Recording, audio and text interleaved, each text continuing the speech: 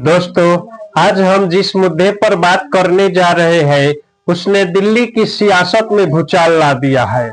सवाल सिर्फ एक बंगले का नहीं, सवाल है सत्ता, राजनीति और नियमों के बीच रस्साकसी का। आखिर क्यों अरविंद केजरीवाल को सरकारी बंगला नहीं दिया जा रहा है और अब कोर्ट ने केंद्र सरकार को सख्त फटकार क्यों लगाई? पूरी कहानी मैं इस वीडियो में बताऊंगा। वीडियो के आखिरी में मैं आपसे एक सवाल पूछूंगा जिसका जवाब आपके विचार बदल सकता है। तो बने रहिए हमारे साथ इस वीडियो में। दोस्तों, दिल्ली की राजनीति हमेशा से ही चर्चाओं में रही है और इस बार वजह बना सिर्फ बंगला। जी हाँ, सरकारी बंगला, जिस पर खींचतान इतना बढ़ गई कि मामला कोर्ट तक पहुंच गया। अब सवाल उठता है कि आखिर यह बंगले का मुद्दा इतना बड़ा क्यों है? इसके लिए हमें थोड़ा पीछे जाना होगा। अरविंद केजरीवाल, जो दिल्ली के मुख्यमंत्री और आम आदमी पार्टी के राष्ट्रीय संयोजक है, अध्यक्ष है, जो पिछले कुछ महीनों से लगातार चर्चाओं में बने हुए हैं। ईडी की जांच, जेल से रिहाई और फिर से राजनीति में सक्रियता दिखाना, इन सब के बीच अब उनके लिए सरकारी आवास का मुद्दा खड़ा हो गया है। भारत की राजनीति में एक परंपरा है कि मान्यता प्राप्त राष्ट्रीय पार्टी के अध्यक्ष को दिल्ली में एक आधिकारिक आवास यानी सरकारी आवास, सरकारी बंगला दिया जाता है। इसका कारण यह है कि राष्ट्रीय पार्टी का जो अध्यक्ष होता है, संयोजक होता है, सिर्फ एक प्रदेश का नेता नहीं होता है, बल्कि पूरे देश का प्रतिनिधित्व करता है। उसके लिए पार्टी कार्यकर्ताओं, नेताओं और अलग अलग राज्यों से आने वाले लोगों से मिलने जुलने की व्यवस्था भी होनी चाहिए। लेकिन यहाँ अड़चन यह आ गई कि जिस बंगले में केजरीवाल फिलहाल रह रहे थे, यानी सिक्स फ्लैग स्टाफ रोड वाला बंगला को खाली कराने का नोटिस आ गया। और जब आम आदमी पार्टी ने केंद्र सरकार से नया बंगला देने की मांग की तो वहां से कोई ठोस जवाब नहीं आया। यहीं से विवाद की शुरुआत हुई, विवाद शुरू हुआ। अब सोचिए, नियम साफ कहता है कि राष्ट्रीय पार्टी के अध्यक्ष को बंगला मिलना चाहिए, लेकिन फिर भी देरी क्यों हो रही है? क्या यह सिर्फ प्रशासनिक प्रक्रिया है या फिर इसके पीछे कोई राजनीति की कोई चाल है? और जैसे जैसे देरी होती गई, मामला दिल्ली हाई कोर्ट तक पहुंच गया। कोर्ट ने पूछा कि नीतियां क्या है, लिस्ट कहां है और आखिर क्यों राष्ट्रीय पार्टी के संयोजक अरविंद केजरीवाल को बंगला देने में इतना देरी हो रही है। यानी एक साधारण दिखने वाला बंगला आवंटन का मुद्दा और राजनीति बनम न्यायपालिका बनम प्रशासन की तिकड़ी में बदल चुका है। अब बात करते हैं दोस्तों उस मोड़ की जहां यह बंगला आवंटन का मामला अदालत तक पहुंच गया। दिल्ली हाई कोर्ट ने केंद्र सरकार से कहा कि वह बताए कि सार्वजनिक आवास कैसे दिए जा रहे हैं और इस व्यवस्था में पारदर्शिता कहां है। कोर्ट ने कहा कि वह आवंटन के नियम और प्रतीक्षा सूची के रिकॉर्ड को 18 सितंबर तक अदालत में पेश कर दे। अहम बात यह भी रहा कि अदालत ने केंद्र सरकार को बार बार पास ओवर आगमन पर नाराजगी जताई। कहा गया कि कई सुनवाइयों और केंद्र की ओर से माननीय अतिरिक्त सॉलिसिटर जनरल उपलब्ध नहीं हुए और मामलों को जानबूझकर टाला गया। यही वजह थी कि हाई कोर्ट ने स्पष्ट रिकॉर्ड दिखाने की मांग की और शीघ्र सुनवाई के लिए मामला अगली तारीख पर स्थगित किया।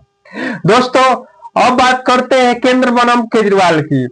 दोस्तों, अब असली टकराव की बात करते हैं केंद्र बनाम केजरीवाल की। केजरीवाल और आम आदमी पार्टी का साफ आरोप है कि केंद्र सरकार जानबूझकर उन्हें सरकारी बंगला नहीं देना चाहती है, सरकारी आवास नहीं देना चाहती है। उनका कहना है कि यह एक सियासी साजिश है। केजरीवाल ने कई बार खुलकर कहा कि यह सिर्फ एक मकान का मामला नहीं है, बल्कि लोकतांत्रिक व्यवस्था में विपक्ष को दबाने का तरीका है। उनका तर्क यह है कि जब बीजेपी और कांग्रेस जैसी राष्ट्रीय पार्टियों के अध्यक्षों को नियमों के अनुसार बंगले मिले हैं, तो आम आदमी पार्टी को क्यों रोका जा रहा है? क्या इसलिए कि उनकी राजनीति सत्ता में बैठे लोगों को चुनौती देती है? वहीं दूसरी तरफ केंद्र सरकार का जवाब भी उतना ही जबरदस्त और उतना ही सख्त है। केंद्र का कहना है कि नियम सबके लिए समान है, आवंटन एक प्रक्रिया है और किसी को भी राजनीतिक वजह से ना तो फायदा मिलेगा ना ही नुकसान।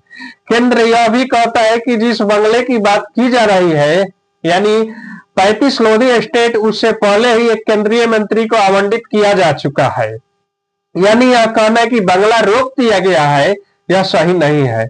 लेकिन सवाल यह उठता है कि अगर प्रक्रिया इतनी पारदर्शी है तो हाईकोर्ट ने सरकार को बार बार नीति और प्रतीक्षा सूची पेश करने के लिए क्यों कहा। सोचिए दोस्तों, एक तरफ देश का संविधान कहता है कि सभी पार्टी और नेताओं को समान अधिकार मिलना चाहिए, दूसरी तरफ आरोप है कि सत्ता में बैठे लोग इन अधिकारों का इस्तेमाल विपक्ष को कमजोर करने के लिए, विपक्ष को दबाने के लिए कर रहे हैं। क्या यह लोकतंत्र की ताकत है या यह उसकी कमजोरी। दोस्तों, अब सबसे बड़ा सवाल आप और हम सब के मन में यही है, आखिर यह मामला यह बंगले की है या फिर इसके पीछे कहीं गहरी राजनीति छिपी है। सोचिए, अगर देश की राजधानी दिल्ली में एक राष्ट्रीय पार्टी के अध्यक्ष को भी नियमों के बावजूद आवास पाने के लिए कोर्ट जाना पड़े तो आम आदमी का क्या हाल होगा। क्या यह न्याय व्यवस्था की मजबूती दिखता है या फिर राजनीतिक सिस्टम की कमजोरी। जनता कई सवाल पूछ रही है, क्या यह सचमुच में एक प्रशासनिक देरी है जैसा कि केंद्र कह रहा है, या फिर यह एक सोची समझी कदम है ताकि अरविंद केजरीवाल को उनकी पार्टी को कमजोर किया जा सके। क्या यह सही है कि राजनीति में सत्ता में बैठे लोग नियमों का इस्तेमाल हथियार की तरह करें, और क्या ऐसा करने से लोकतंत्र का असली मतलब यानी समान अवसर और निष्पक्षता खो नहीं जाएगा।